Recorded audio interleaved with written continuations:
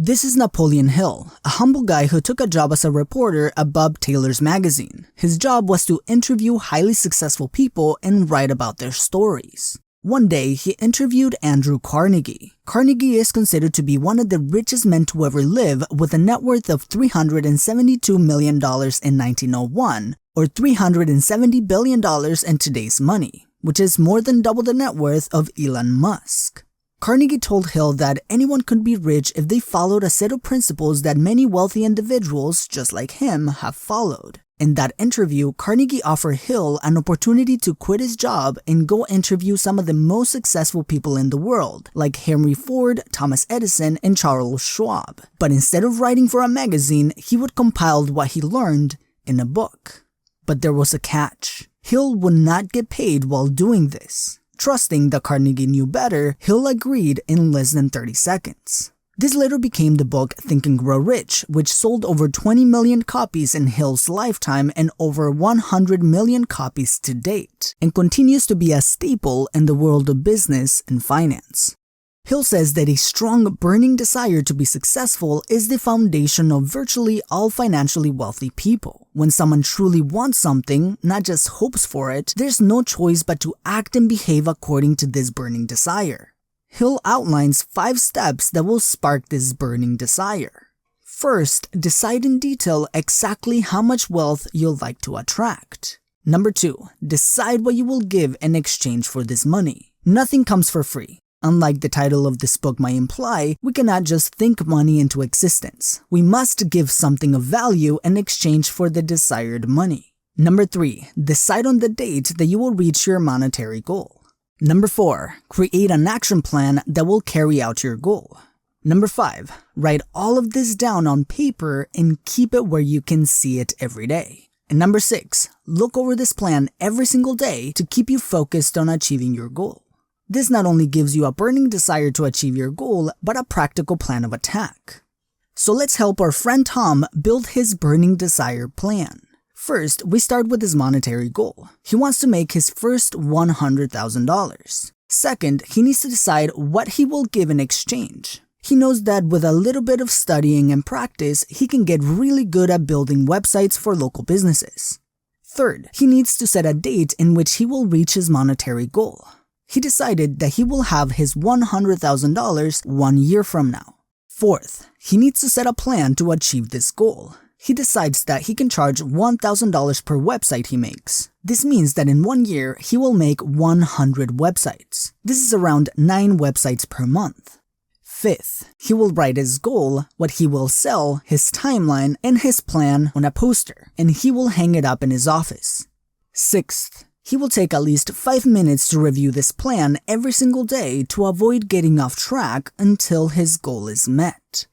Hill says that every highly successful person has a strong sense of belief that they can actually achieve their goals. If you take a look at some of the most successful people in the world, you'll notice that they all have this trait. Like Steve Jobs used to say, those who are crazy enough to think they can change the world are the ones who do.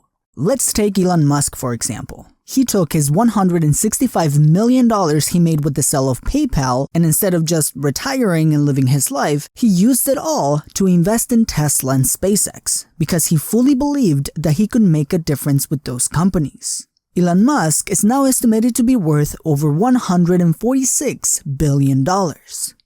One of the best ways to develop a sense of belief that you can achieve your goals is by surrounding yourself with those who have already done what you want to accomplish. Using the internet, we have more access to these individuals than ever, which leads us to our next point.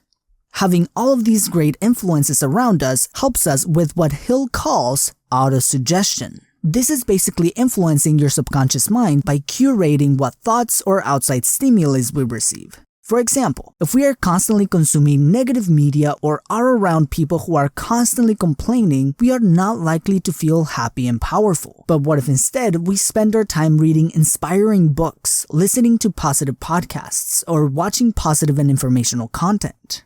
All of a sudden, we feel like we can actually achieve our goals because we are positively autosuggesting. Many people, including Hill, noticed that many successful individuals naturally visualize themselves achieving their goals. They are able to see what they achieved before they actually achieve it. A new brain imaging study led by University of Colorado Boulder and Icahn School of Medicine found that imagined stimuli have a very similar effect in our brains as real experiences. The study consisted of a group of 68 people. They were played a sound and given an uncomfortable but not painful electric shock. This trained them to associate the sound with the shock. Then they divided the people into 3 groups. In the first group, they played the same sound. The second group was told to imagine the same sound. And the third was told to imagine pleasant birds and rain sounds, all of them without any more electric shocks. They found that people who imagined the sound had the same brain response as those who actually heard the sound. Both the auditory and the fear parts of the brain were activated when presented with both, the real sound and the imagined one. So imagining yourself achieving your goals can actually help you in both making your burning desire stronger while convincing your brain that your goal is actually possible, since your brain already believes that it's real. Hill found that wealth is created when someone has a very specific skill that can be offered to the marketplace, which he calls specialized knowledge. Think about this. If you had a brain tumor, who would you go to? A brain surgeon or a general medicine doctor? A brain surgeon, right? Which of these doctors makes more money? The brain surgeon. This is because the brain surgeon can solve problems that most other people can't.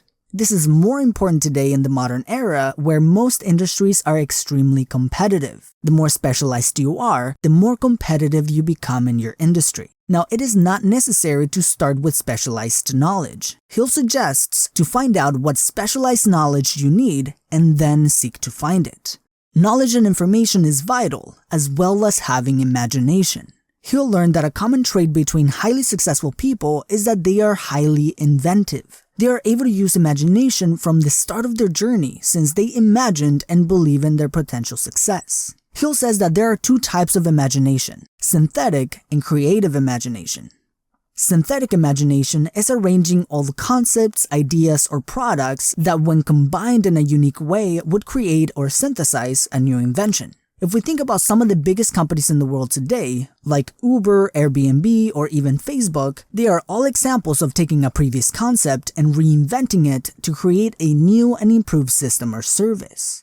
Creative imagination is a more rare form of imagination. As Hill puts it, we tap into a higher level of consciousness where inspirations or hunches come from. Hill explains that imagination is just like a muscle. The more it's practiced, the stronger it gets. But many people have incredible ideas, but many don't act on them. Having good ideas doesn't really make you wealthy. Hill says that decision is a major part of success. Hill suggests that a big difference between high achievers and most others is that the majority of people make decisions slowly and change their minds quickly. Highly successful people, on the other hand, make decisions quickly and confidently and stick to them until they either work or don't. Hill says that a major trait of those who achieve wealth is persistence. Once a decision is made, the mind of the high achiever persists until it's done. This means modifying and calibrating along the way if something doesn't work. A great example of this is Steve Jobs. He had a burning desire to create technology that would change the world. He made a decision to start the company and didn't stop until his vision became reality, even when executives fired him from his own company and he sold most of his shares, virtually locking him out of his own company. He continued with his plan to use technology to change the world by building his company next and buying a small animation studio, which he named Pixar. 12 years later, Apple bought his company Next for $400 million and brought Jobs back to Apple, and soon after, he took over as Apple CEO. And in 2006, Jobs sold Pixar to Disney for $7.4 billion, making him Disney's largest shareholder. Steve Jobs didn't do all of this on his own. As Hill says, when 2 or more individuals put their mind together, a third and more powerful mind is created, which he calls the Mastermind. Apple started with the combination of Steve Wozniak, who created the first Apple computer, and Steve Jobs' ability to sell and persuade. One without the other wouldn't have sparked the creativity and the vision to turn this technology into an industry-changing company. If you pay attention, many high achievers spend a lot of time associating with each other to share ideas and experiences with one another, and sparking new and innovative ideas. Taking action on your goals can be overwhelming, especially if you don't have an organized plan. Having a plan allows you to make decisions and take clear actions by using logic and rationality rather than emotion. For example, Bill Gates would have what he called his Think Weeks, where he would rent a cabin in the woods somewhere, take a week or two, and read, learn, and strategize. So, the 10 principles of highly successful people are: Number 1, a burning desire to be successful. Number 2, a belief that we can achieve our goals. Number 3, autosuggestion, curate what goes into our subconscious. Number 4, visualize ourselves achieving our goal. Number 5, specialized knowledge. Number 6, use imagination, both synthetic and creative. Number 7, fast and confident decisions. Number 8, persistence. Number 9, build a mastermind. And number 10, organized planning. In the comments below, let me know your thoughts on this book. And if you haven't already, make sure to subscribe and check out our digital library of financial book summaries here on YouTube. It's all free. And as always, thank you for watching, and I will see you in the next video.